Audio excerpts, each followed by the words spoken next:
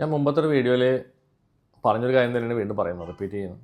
കാരണം കുറേ പുതിയ ആൾക്കാർ നമ്മൾക്ക് ചാനലിൽ വന്നിട്ടുണ്ട്. പക്ഷേ അവരിപ്പോൾ അത് കണ്ടിട്ടുണ്ടാവില്ല. അപ്പോൾ അതുകൊണ്ടാണ് ഞാൻ വീണ്ടും ചില കാര്യങ്ങൾ വീണ്ടും ഞാൻ ഒരു ചാനലിൽ പറയും. നിങ്ങൾ ബോറടിപ്പിക്കാനല്ല, പുതിയ ആൾക്കാർ വേണ്ടിയിട്ടാണ്. പഴയ ആൾക്കാർ ഈ വീഡിയോ കണ്ടവരാണെങ്കിൽ സ്കിപ്പ് ചെയ്യാൻ കുഴപ്പമില്ല. ഇപ്പോൾ പട്ടികളെ പറ്റിയാണ്, അല്ലെങ്കിൽ പശുവിനെ പറ്റിയാണ് പറയുന്നത്. ഇപ്പം നമ്മൾ ദൈവം ഉണ്ടാക്കി ചെയ്യുന്ന കുറേ സിസ്റ്റംസ് ഉണ്ട്, കുറേ സമ്പ്രദായങ്ങൾ നമുക്ക് ചുറ്റും. നമ്മൾ വളരെ ശ്രദ്ധിക്കാത്ത കാര്യങ്ങൾ, നമ്മൾ മോഡേൺ സയൻസ് അതാണ് ഏറ്റവും വലുത് എന്ന് പറഞ്ഞുകൊണ്ട് പോകുന്ന ആൾക്കാരാണ്. ചിലർ പറയും ഞാൻ 2021 അല്ലെങ്കിൽ എത്രയാണ് 25-ലാണ് ജീവിക്കുന്നത്, ഇത്ര നൂറ്റാണ്ടിലാണെന്നൊക്കെ പറഞ്ഞ് പുച്ഛിക്കുന്ന ആൾക്കാരുണ്ട്. അപ്പോൾ അത് അവനവൻ്റെ വിശ്വാസം അവൻ രക്ഷിക്കട്ടെ എന്ന് മാത്രമേ ഞാൻ പറയുള്ളൂ. അതിനെപ്പറ്റി ഒരു ആർഗ്യുമെൻറ്റിനും എനിക്ക് താല്പര്യമില്ല. കാരണം എന്നെപ്പോലത്തെ സോളിനാണ് അപ്പുറത്തിരിക്കുന്നത്. ഞാൻ തന്നെയാണ് നിങ്ങൾ തന്നെയാണ് ഞാൻ എന്ന് തത്വം തിരിച്ചറിഞ്ഞ വ്യക്തിയാണ് ഞാൻ. അതുകൊണ്ട് എനിക്ക് ആർഗ്യുമെൻറ്റിൽ ഒരു താല്പര്യമില്ല.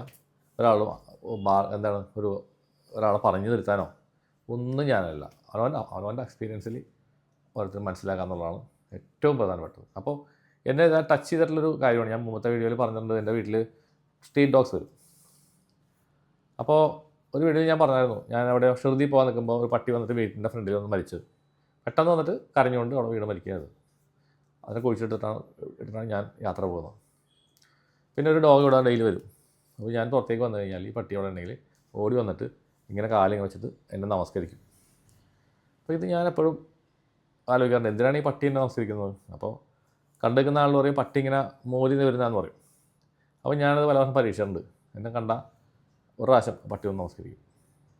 എന്തോ ഒരു കണക്ഷൻ ഞാൻ പട്ടികളായിട്ടുണ്ട് എനിക്ക് തോന്നാറുണ്ട്. എന്തുകൊണ്ടാണെന്നറിയില്ല. അതിനെപ്പറ്റി അറിവുള്ളവരൊന്ന് കമൻറ്റ് ചെയ്താൽ കൊള്ളാം. എനിക്ക് മനസ്സിലാവാത്തൊരു കാര്യമാണ്.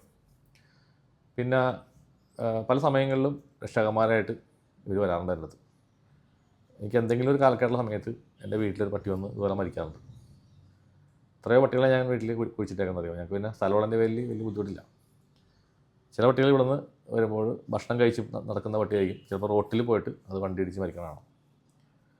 ഒരുപാട് അനുഭവങ്ങൾ ഒത്തിരി ഉണ്ട്. എനിക്ക് കുറേ എക്സ്പീരിയൻസ് ഉണ്ട് പട്ടികളായിട്ട്. അതുപോലെ ഞാൻ ബീച്ചിൽ ചെല്ലുമ്പോൾ അവിടെ 2 പട്ടികളുണ്ട്. അവർ വന്നിട്ട് എൻ്റെ അടുത്ത് വന്നിരിക്കും. അപ്പോൾ ഞാൻ എൻ്റെ ആ ഒരു തലവടൽ കിട്ടാൻ വേണ്ടിയിട്ടാണ്. അപ്പോൾ അത് പ്രകൃതിയുടെ ഒരു വലിയൊരു ഗെയിമാണ്. നമ്മളെ സപ്പോർട്ട് ചെയ്യാനായിട്ട് അല്ലെങ്കിൽ നമ്മളെ സഹായിക്കാൻ, നമ്മുടെ ദുരിതങ്ങൾ എടുക്കാൻ വേണ്ടി പാവപ്പെട്ട ആ മൃഗങ്ങൾ ജീവിക്കുന്നു നമുക്ക് വേണ്ടിയിട്ട്. അത് നമുക്ക് കാണുമ്പോൾ സങ്കടം വരാറുണ്ട് പലപ്പോഴും. നമുക്ക് വേണ്ടിയിട്ട് ആ ഒരു മൃഗം മരിക്കുക എന്ന് പറയുമ്പോൾ ഒരു സങ്കടമുള്ള കാര്യമാണ്. പക്ഷേ സ്പിരിച്വാലിറ്റിയിൽ ദേഷ്യം, സങ്കടം ഇതുപോലെ സാധനങ്ങൾക്ക് സ്ഥാനമില്ല. അതൊക്കെ ഞാൻ പണ്ടേ പഠിഞ്ഞാണ്. ഇത്തരം കാര്യങ്ങളൊന്നും എൻ്റെ ഉള്ളിലില്ല. ഞാൻ എമോഷണലി ഡ്രെയിൻ ആവുന്ന ഒരു പരിപാടിക്ക് ഞാൻ നിൽക്കില്ല. എമോഷണൽ അറ്റാച്ച്മെൻറ്റ് പലയിടത്തും വെക്കാറില്ല. സ്നേഹം കാണിക്കും, പക്ഷേ അറ്റാച്ച്മെൻറ്റ് വെക്കാറില്ല. അറ്റാച്ച്മെൻറ്റ് നമുക്ക് എപ്പോഴും ദുരിതം ഉണ്ടാക്കും. നിങ്ങൾക്ക് എക്സ്പീരിയൻസ് ഉണ്ടാവില്ലേ? അതിനെപ്പറ്റി ഞാൻ കൂടുതൽ പറയേണ്ടത് നിങ്ങൾക്കറിയാം. നിങ്ങൾക്ക് വളരെ പ്രിയപ്പെട്ട ഒരാൾ, വളരെ സ്നേഹം കൊടുത്തുള്ള നിങ്ങളുടെ സുഹൃത്ത്, അല്ലെങ്കിൽ നിങ്ങളുടെ ബോയ് ഫ്രണ്ടോ ഗേൾ ഫ്രണ്ടോ പോകുമ്പോൾ നമ്മൾ ഡിപ്രഷനിലേക്ക് പോകണത് നിങ്ങളുടെ സോളാർ പ്ലക്സിലാണ് സംഭവിക്കുന്നത്. അപ്പോൾ അത് ശ്രദ്ധിക്കേണ്ട കാര്യമാണ്. നിങ്ങൾ സ്ട്രോങ് ബലപ്പെടുത്തുക. അതിനെപ്പറ്റി ഞാൻ വേറെ വീഡിയോ ഞാൻ പറയാം. അപ്പോൾ ഞാൻ ഈ പട്ടികളെ പറ്റിയാണ് പറയുന്നത്. അപ്പോൾ ഇതേപോലെ പട്ടികൾക്ക് പറ്റുമെന്നുണ്ടെങ്കിൽ നിങ്ങൾ ഉപദ്രവം ചെയ്യാത്തത്, ചില പട്ടികൾ നമ്മളെ വീട്ടിലൊക്കെ ശല്യം ഉണ്ടാക്കുന്ന പട്ടികളുണ്ട്, പക്ഷേ ശാന്തരായിട്ട് വരുന്ന പട്ടികളുണ്ട്. അവരെയാണ് നിങ്ങൾ ശ്രദ്ധിക്കേണ്ടത്. അവർക്ക് നിങ്ങൾ എന്തെങ്കിലും ഒരു പിടി ചോറോ ഒക്കെ കൊടുക്കുക. അവർ ഒരു ഉപദ്രവം ഉണ്ടാക്കില്ല, അവരത് കഴിച്ച് പോയിക്കോളും. അപ്പോൾ പക്ഷേ നിങ്ങൾക്ക് എന്താ കൊടുക്കുന്നത് ഒരു അന്നദാനമാണ്. നിങ്ങൾ മനുഷ്യർക്ക് അന്നദാനം കൊടുക്കുന്നതിൻ്റെ 100 ഇരട്ടി ഗുണം അത് നിങ്ങൾക്ക് കിട്ടും, ഒരു സംശയമില്ല. അതുപോലെ പശുക്കൾക്ക് ഫീഡ് കൊടുക്കുക, പശുക്കൾക്ക് പുല്ല് പറിച്ച് കൊടുക്കുക, അല്ലെങ്കിൽ വേറെ എന്തെങ്കിലും സാധനങ്ങൾ കൊടുക്കുക പശുക്കൾക്ക്. നമ്മുടെ വീട്ടിലെ പശു വേണമെന്നില്ല, എൻ്റെ വീട്ടിലെ പശു ആയാലും മതി. അവിടെ പോവുക, അത് കൊടുക്കുക. അതിൽ നിന്ന് കിട്ടുന്ന നിങ്ങളുടെ ഒരു ബെനിഫിറ്റ് എന്ന് പറഞ്ഞു കഴിഞ്ഞാൽ അത് വില മതിക്കാനാവാത്തതാണ്. അത് നിങ്ങൾക്ക് അതിൻ്റെ ഗുണം വളരെ എന്താ പറയുക, ഇപ്പം നിങ്ങൾ ഉദ്ദേശിക്കാത്ത രീതിയിലായിരിക്കും അതിൻ്റെ ബെനിഫിറ്റ് നിങ്ങൾക്ക് വരിക. ഇത് ഞാൻ ചില ആൾക്കാർ സിറ്റിങ്ങിന് വരുമ്പോഴേക്കും ചിലർക്ക് ഇങ്ങനെ ദേവി കാണിച്ചിരുമ്പോൾ പറഞ്ഞു കൊടുക്കാറുണ്ട്, പശുവിന് ഫീഡ് കൊടുക്കാൻ പറയും. പശുവിനാണ് ദേവി കാണിച്ചിരുന്നത്, പട്ടിക്ക് കാര്യം പറയാറില്ല. പക്ഷേ പട്ടി എൻ്റെ എക്സ്പീരിയൻസ് ഞാൻ പറയുന്നതാണ്. സ്ട്രീറ്റ് ഡോഗ്സ്, നിങ്ങളുടെ വീട്ടിലും ഡോഗുകളുണ്ടെങ്കിൽ ഓക്കെ, അത് ഓക്കെ. പക്ഷേ കൂടുതലും എൻ്റെ വീട്ടിൽ ഡോഗുകളുണ്ട്. എൻ്റെ വീട്ടിൽ 5 പട്ടികൾ വരെ എൻ്റെ വീട്ടിലുണ്ടായിരുന്നു. ഇവിടെ വലിയ കോമ്പൗണ്ട് ആയതുകൊണ്ട് 2 ഡോർമാൻ ഉണ്ടായിരുന്നു ആദ്യം. ഇവിടെ കാവൽക്കാരായിട്ട് രാത്രി അഴിച്ചു വിടും പട്ടികളെ. കാരണം ഇവിടെ കുറച്ച് തിരക്കുള്ള സ്ഥലങ്ങളൊക്കെയാണ്. അപ്പോൾ രാത്രി ഞങ്ങൾ സെക്യൂരിറ്റിക്ക് വേണ്ടിയിട്ട് 2 ഡോർമാനെ വളർത്തിയിരുന്നു ആദ്യം. അപ്പോൾ അതൊക്കെ പണ്ടേ പോലല്ല. പിന്നെ പറഞ്ഞ പോലെ നമ്മൾ സമയം കഴിഞ്ഞപ്പോൾ ഇതിനെയൊക്കെ നോക്കാനായിട്ട് പറ്റാത്തതുകൊണ്ട് ഞങ്ങൾ പിന്നെ പട്ടികളെ വളർത്താറില്ല. പക്ഷേ അതിന് പകരം ആ സമയത്ത് പുറത്തുനിന്ന് പട്ടികൾ വന്നു തുടങ്ങി. അങ്ങനെയാണ്. അപ്പോൾ എനിക്ക് ടച്ചിങ് ആയിട്ടുള്ള എക്സ്പീരിയൻസ് എന്ന് പറഞ്ഞു കഴിഞ്ഞാൽ എനിക്കിവിടെ ഒരു സ്ഥാപനമുണ്ട്. എനിക്കിവിടെ ഒരു ലോഡ്ജുണ്ട്.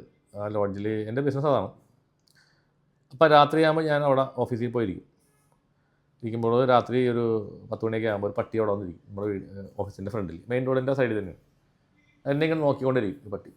അപ്പോൾ അന്നൊക്കെ എനിക്ക് പട്ടികളോട് ഇത്ര ഒന്നും വലിയ താല്പര്യമൊന്നും ഉണ്ടായിരുന്നില്ല. അപ്പോൾ ഞാൻ വെറുതെ ഒരു ബിസ്ക്കറ്റ് വീണെന്ന് ഒരു പട്ടിക്ക് കൊടുക്കും. ഒരു പെൺപട്ടിയായിരുന്നു. ഞാൻ ജോലി എന്നുള്ള പേര് വിട്ടു. ഡെയിലി വന്നിരിക്കും വൈകുന്നേരം. അത് പോവില്ല, അവിടെ ഇരിക്കും. രാത്രി മുഴുവൻ അവിടെ ഉണ്ടാവും. പിന്നെ പുള്ളി അത് ഇപ്പോൾ എൻ്റെ വീടിൻ്റെ തൊട്ട് സൈഡിൽ തന്നെയാണ് എൻ്റെ സ്ഥാപനം. അപ്പോൾ രാത്രി സമയങ്ങളിലൊക്കെ 12 മണി 2 മണിക്കൊക്കെ ആൾ വരുമ്പോൾ ഞാനാണ് പോയത് കൊടുക്കുക. സ്റ്റാഫില്ല എനിക്കവിടെ. അപ്പോൾ ഇതേപോലെ ഞാൻ ഡോറ് രാത്രി തുറന്നാൽ ഒരാൾ കോൾ ചെയ്യുമ്പോൾ ഡോറ് തുറന്ന് പുറത്തിറങ്ങുമ്പോൾ പട്ടി അവിടെ നിൽക്കുന്നുണ്ടാവും, കാവൽക്കാരൻ്റെ പോലെ. ഞാൻ എൻ്റെ പുറകെ വരും ഓഫീസിൽ വരെ വന്നിട്ട് അവിടെ ഇരിക്കും. അത് നോക്കിക്കൊണ്ടിരിക്കും എന്താണ് ചെയ്യുക, ആളെന്താ ചെയ്യണമെന്ന് വെച്ചാൽ. ഇനി ആൾക്കാരെന്തെങ്കിലും വല്ല മദ്യപാനികളൊക്കെ വന്നു കഴിഞ്ഞാൽ പട്ടി കുറക്കും അത് നോക്കിയിട്ട്. അപ്പോൾ ആൾക്ക് ചെറിയൊരു ഭയം വരുമല്ലോ. അപ്പോൾ അതൊക്കെ ഭയങ്കരമായ അത്ഭുതങ്ങളാണ്. പിന്നെ അത് കഴിഞ്ഞാൽ പട്ടി അത് കഴിഞ്ഞ് കഴിഞ്ഞാൽ നമ്മൾ അത് കൊടുത്തു കഴിഞ്ഞാൽ തിരിച്ച് ഞാൻ വീട്ടിലേക്ക് എൻ്റെ പുറകെ വന്ന് ഞാൻ ഡോറ് തുറന്ന് അകത്ത് കയറുന്ന വരെ പട്ടി അവിടെ നോക്കി നിന്നിട്ടാണ് പോവുള്ളൂ. പക്ഷേ ആ പട്ടി ഇവിടെ അല്ല കിടക്കുക, അത് മാറി ഇവിടെ കിടക്കുക. പക്ഷേ ആ സമയത്ത് ലൈറ്റ് ഇട്ടാൽ പറന്നിവിടെ വരും. കുറേ കാലം ഉണ്ടായിരുന്നു, ഒരു 2-3 കൊല്ലത്തോളം ഡോഗ് ഉണ്ടായിരുന്നു. പിന്നെ അത് ഇതുപോലെ തന്നെ പെട്ടെന്ന് മരിക്കുകയാണ് ചെയ്തത്. അപ്പോൾ അങ്ങനെയുള്ള ഒരുപാട് അനുഭവങ്ങളുണ്ട്. അപ്പോൾ നിങ്ങൾ നാൽക്കാലികളെ സ്നേഹിക്കുക, ആ സ്നേഹം നിങ്ങൾക്ക് തിരിച്ചു കിട്ടും. അവരൊക്കെ നിങ്ങൾ ചതിക്കില്ല. പക്ഷേ മനുഷ്യരിൽ നിന്ന് എപ്പോഴും നമുക്ക് ഉണ്ടാകുന്ന എന്താണ്, നിങ്ങളെല്ലാം ആലോചിക്കുക. ഞാൻ പറയുന്നതിൻ്റെ കൂടുതൽ എന്താ കിട്ടുക? നമ്മളെ കൊണ്ടൊരു പ്രയോജനമുണ്ട് അല്ലേ, നമ്മളെ കൊണ്ടൊരു ഗുണമുണ്ടെങ്കിൽ ആൾക്കാർക്ക് ഭയങ്കര സ്നേഹമായിരിക്കും.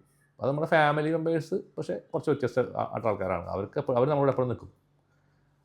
പക്ഷേ മറ്റുള്ള പുറത്തുള്ള ആൾക്കാർ അവർക്ക് ബെനിഫിറ്റ് ഉണ്ടെങ്കിൽ, ഞാൻ എല്ലാവരെ പറ്റിയും ഒന്നിച്ചല്ല പറയുന്നത്, ഞാൻ ഒരു 70% ഈ കാലഘട്ടത്തിൻ്റെ ഒരു ഇതുകൊണ്ടാണ് എല്ലാവരും ഞാൻ അടച്ച് ആക്ഷേപിക്കുന്നതിന് വിചാരിക്കരുത്, തെറ്റിദ്ധരിക്കരുത്. നല്ല ഫ്രണ്ട്സും ഉണ്ട് കേട്ടോ, നല്ല ഫ്രണ്ട്സും ഉണ്ട്. അതും ഞാൻ പറയാം കൂട്ടത്തിൽ കൂടി. പക്ഷേ ഒരു 70% ഞാൻ കണ്ടേക്കണത്, എൻ്റെ അനുഭവത്തിൽ വന്നേക്കണം അങ്ങനെയാണ്. കൂടെ നിൽക്കുന്ന ആളുകൾ വളരെ അപൂർവമായിട്ട് ആൾക്കാർ മാത്രമേ ഉള്ളൂ. ഇപ്പം നിങ്ങൾ ഞാൻ കഴിഞ്ഞ വീഡിയോ ഓൺ ചെയ്തിട്ടുണ്ടായിരുന്നു, ദേവി വന്ന് ചരട് കിട്ടിയ ആളുടെ, അദ്ദേഹം എൻ്റെ 17 വർഷമായിട്ടുള്ള സ്നേഹിതനാണ്. ശരിക്കും പറഞ്ഞാൽ എനിക്ക് സ്നേഹിതന്മാർ കുറവാണ്. പക്ഷേ പുള്ളി ഇപ്പോഴും സ്ഥായിയായിട്ട് എൻ്റെ കൂടെ നിൽക്കുന്നൊരു മനുഷ്യനാണ്. അങ്ങനെ ഇവിടെ എല്ലാം വിദേശമായതുകൊണ്ട് നമ്മൾ വല്ല കാലത്തേക്കാണ് കാണുന്നത്. അപ്പോൾ ഇതേപോലെ നിങ്ങൾ പട്ടികൾ, പശുക്കൾ ഫീഡ് കൊടുക്കുക. നിങ്ങളുടെ കർമാസ് കുറേ റിലീസ് ചെയ്തു പോകും. കുറേ കർമാസ് റിലീസ് ചെയ്തു. നിങ്ങൾ പോയിട്ട് ലക്ഷക്കണക്കിന് രൂപ കൊടുത്ത് ഒരു സ്ഥലങ്ങളിൽ അന്നദാനവും കാര്യങ്ങൾ നടത്തുന്നതിനേക്കാളും അതിവിശിഷ്ടമായ ഒരു പരിപാടിയാണത്. നിങ്ങൾക്ക് സംരക്ഷകനായിട്ട് അവർ നിങ്ങളോട് ഉണ്ടാവും. വേണമെങ്കിൽ ഇത് നിങ്ങളൊന്ന് പരീക്ഷ വയ്ക്കുമോ. അനുഭവമുള്ളവർ കുറേ പേര് ഇത് കാണുന്നവരുണ്ടാവും. നിങ്ങളുണ്ടെങ്കിൽ തീർച്ചയായിട്ടും കമൻറ്റ് ചെയ്യണം. കാരണം അത് എൻ്റെ നോളജ് ശരിയാണ്, അല്ലെങ്കിൽ അത് നിങ്ങളുടെ അനുഭവമാണെന്നുണ്ടെങ്കിൽ തീർച്ചയായിട്ടും കമൻറ്റുകൾ പറയണം. അത് മറ്റുള്ളവർക്കും കൂടി സഹായമാവട്ടെ. നമ്മളെ മറ്റുള്ളവരെ കൊണ്ട് സ്നേഹിക്കുക, മറ്റുള്ളവരെ സഹായിക്കാനായിട്ട് ശ്രമിക്കുന്ന ഒരു മനസ്സ് നമുക്ക് വേണം. നിങ്ങൾ ആത്മീയവാദിയിൽ സഞ്ചരിക്കുന്ന ആൾക്കാരാണെങ്കിൽ ഉറപ്പായിട്ടും മറ്റുള്ള വാക്കുകൾ കൊണ്ട് പോലും നമ്മൾ ഒരാളെ ഹർട്ട് ചെയ്യാതിരിക്കുക, അല്ലെങ്കിൽ ഒരു കമൻറ്റിലൂടെ പോലും നമ്മൾ ഹർട്ട് ചെയ്യാതിരിക്കുക. ഒരാളെ കമൻറ്റ് വായിക്കുമ്പോൾ ഒരു 100 പേര് അല്ലെങ്കിൽ 500 പേര് അത് വായിച്ച് കഴിയുമ്പോൾ നെഗറ്റീവ് കമൻറ്റിനെ പറ്റി ഞാൻ പറഞ്ഞു കേട്ടോ. നെഗറ്റീവ് കമൻറ്റ് ഇടുന്ന ആളെപ്പറ്റി ഒരു കമൻറ്റ് ഉള്ളിൽ അവൻ്റെ ഉള്ളിലൊരു സാധനം വരും, ഒരു താപം. ആ താപം ചിലപ്പോൾ നിങ്ങൾക്ക് താങ്ങാൻ പറ്റില്ല. അതല്ലേ സത്യം? അതിന് സത്യം. അതുകൊണ്ട് ആവശ്യമില്ലാത്ത സ്ഥലത്ത് പോയിട്ട് നമ്മൾ ഇതുപോലുള്ള അൺവാണ്ടഡ് സാധനങ്ങൾ ഇടാതിരിക്കുക. വാക്കുകൾ കൊണ്ട് ഉപയോഗിച്ച് പോലും നമ്മൾ ഒരാളെ ഹർട്ട് ചെയ്യരുത്. അതും നിങ്ങൾ കർമ്മം ഉണ്ടാക്കുന്നുള്ളതാണ് ശരിക്കും സയൻസ്. നമുക്കൊരു കാര്യം ഉണ്ടാവില്ല, നമ്മളൊരു ആത്മീയവാദം സഞ്ചരിക്കുന്ന ആളും ആവില്ല, അല്ലെങ്കിൽ നമ്മളുടെ തത്വങ്ങൾക്ക് എതിരായ ഒരു കാര്യമായിരിക്കും ഞാൻ പറയണത്. അപ്പോൾ ചുമ്മാ വന്നിട്ട് എന്തെങ്കിലും പറയുക, കമൻറ്റിന് എഴുതി വെക്കുക. അപ്പോൾ ചില കമൻറ്റുകൾ ഞാൻ കളയാറുണ്ട് കേട്ടോ, റിമൂവ് ചെയ്യാറുണ്ട്. കാരണം ആളുകൾക്ക് തെറ്റിദ്ധാരണ ഉണ്ടാവുന്ന വെച്ച് ഞാൻ കളയാറുണ്ട്. ഞാൻ പലതും ഞാൻ കാണാറുമില്ല. അപ്പോൾ അത്ര ആൾക്കാർ ശ്രദ്ധിക്കുക. നമ്മൾ ആവശ്യമില്ലാത്തടത്ത് പോയിട്ട് നമ്മളതൊന്നും പറയാതിരിക്കുക. വാക്കുകൾ കൊണ്ട് പോലും ആളുകൾ ഹർട്ട് ചെയ്യാതിരിക്കുക. നിങ്ങൾക്ക് ആവശ്യമുണ്ട്, അല്ലെങ്കിൽ നിങ്ങൾ എക്സ്പീരിയൻസ് ചെയ്ത ആളാണെങ്കിൽ നിങ്ങൾക്ക് പറയാനുള്ള ആവശ്യമുണ്ട്. ഇത്തരം കാര്യങ്ങൾ എക്സ്പീരിയൻസ് ചെയ്തിട്ട് നിങ്ങളത് ശരിയല്ല അല്ലെങ്കിൽ അത് തെറ്റാണെന്ന് പറയാൻ നിങ്ങൾക്ക് പറയാം. എക്സ്പീരിയൻസ് നിങ്ങൾക്ക് ഷെയർ ചെയ്യാം. ഒരു കുഴപ്പമില്ല. ഞാൻ ആ കമൻറ്റ് ഞാൻ കളയില്ല. അത് കിടന്നോട്ടെ, നിങ്ങളുടെ എക്സ്പീരിയൻസ് അല്ലേ. പക്ഷേ അല്ലാതെ വന്നിട്ട് എന്നെ അറിയാത്തത് അല്ലെങ്കിൽ ദൈവനറിയാത്ത ഒരാൾ വന്ന് കമൻറ്റ് ഇടുന്നത് മോശമാണ്.